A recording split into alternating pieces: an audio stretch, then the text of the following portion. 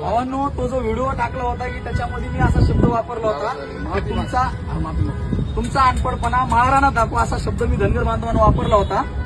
पण त्याचं कन्फ्युजन असं झालं की तुमचा अनपडपणा महाराणा दाखवा